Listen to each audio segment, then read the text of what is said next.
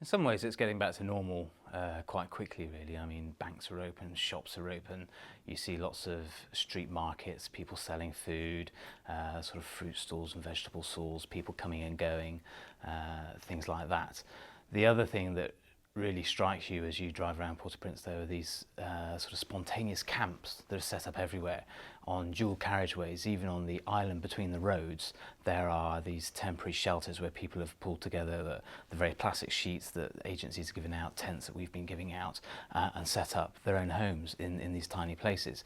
But every kind of tennis court, football pitch are covered in these camps, which aren't totally chaotic. They're organised. They've got their own little street systems and they've set up their own little camp committees to try and organise things and coordinate what happens.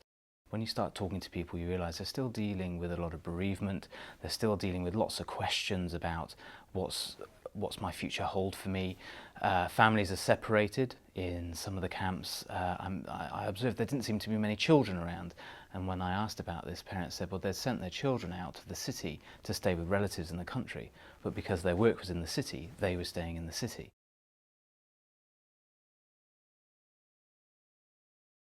Initially, it was about finding out who to help and where to help them.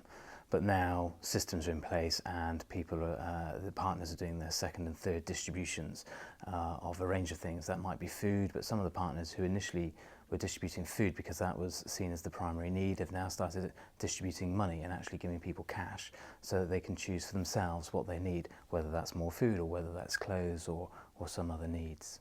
A lot of effort is going into coordination. It is difficult. There are over 980 agencies from around the world working in Haiti at the moment, so coordination is not straightforward. But that's why Christian Aid uses local partners who have been established for years and have strong roots in their communities.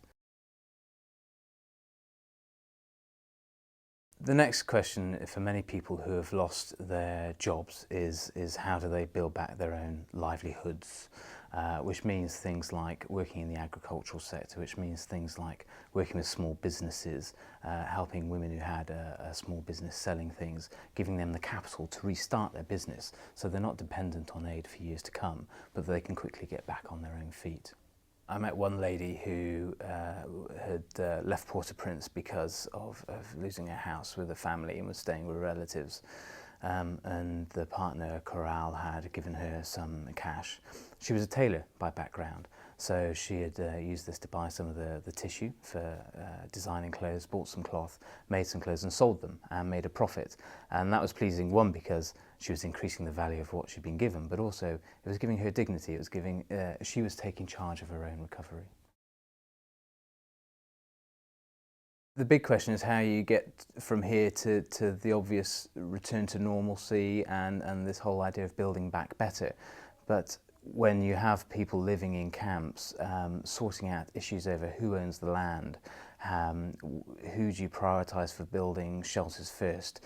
Do you prioritise building houses or actually helping people find work and stimulating the economy as a priority? These are some of the big questions that we're looking at. I don't think you can say we've raised too much money when you look at the scale of the need and the years it will take to recover that situation.